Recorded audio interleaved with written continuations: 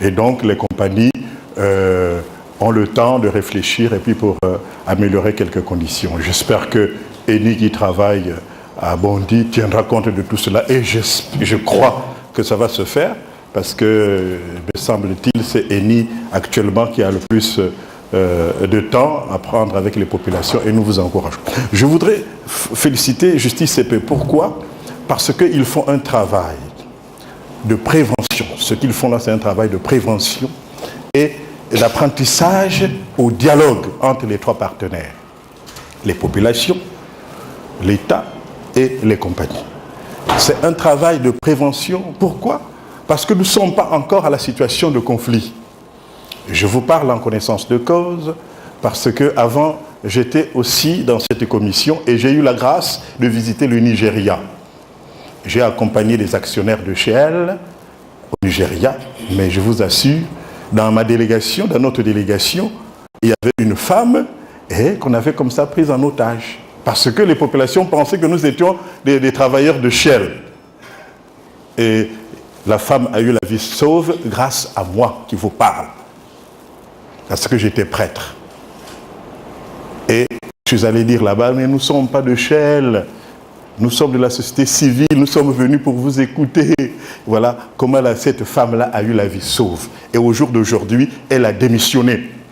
Parce que c'est un travail à risque. Donc on peut perdre sa vie. Donc je vous encourage, Justice et Paix, c'est un travail tout à la fois de prévention de conflits, parce que nous ne sommes pas encore au niveau des conflits. Le conflit arrivera nécessairement si l'État et les compagnies pétrolières, voyez, ferment les yeux et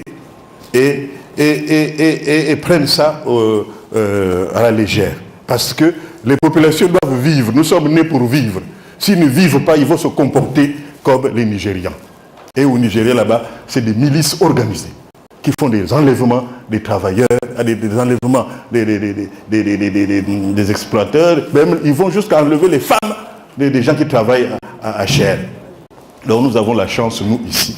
Donc, vraiment, Justice peut continuer, voyez, à aider les compagnies, l'État, les populations, à apprendre à dialoguer. Nous sommes là dans le règne vraiment de la paix et de l'harmonie.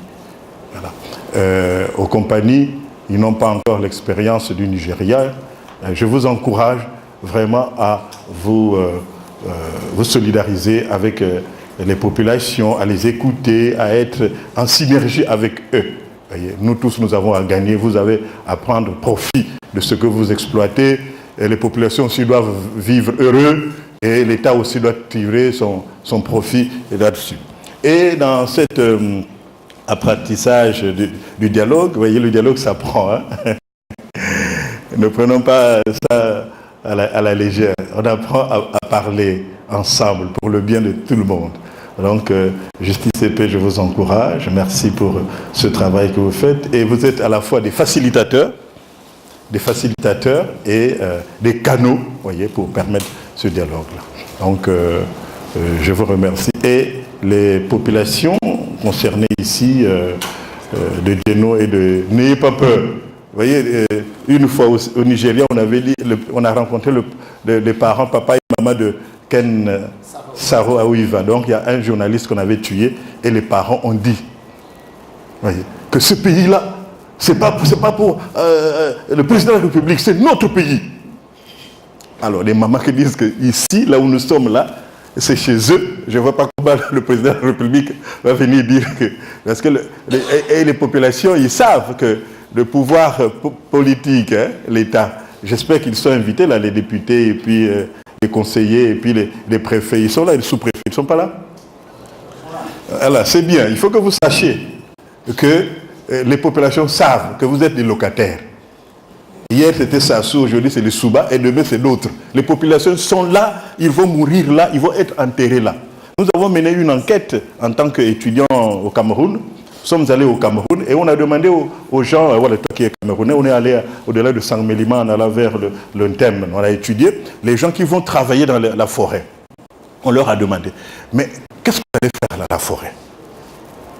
Et puis, on leur a demandé, est-ce que nous ne pouvons pas créer les mêmes conditions ailleurs pour que vous laissiez la forêt, parce que dans la forêt, on va faire des exploitations pétrolières et tout là. Il dit, la forêt, c'est pour nous.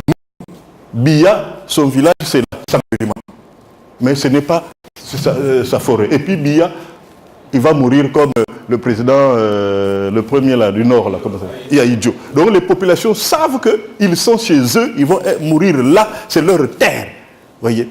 Donc c'est pourquoi je voudrais dire simplement aux hommes politiques ici que vous êtes des locataires. Et un locataire, il doit payer sa caution pour chaque fin du mois. Et après avoir loué, le propriétaire peut lui dire, bon, écoutez, j'augmente mon salaire. Si tu ne veux pas, tu vas là où tu peux partir. Donc, je vous incite vraiment à nous considérer tous comme des personnes et qui avons besoin tout simplement de vivre, de tirer profit. Donc, je vous encourage, voilà, au dialogue et c'est important. Je vous remercie.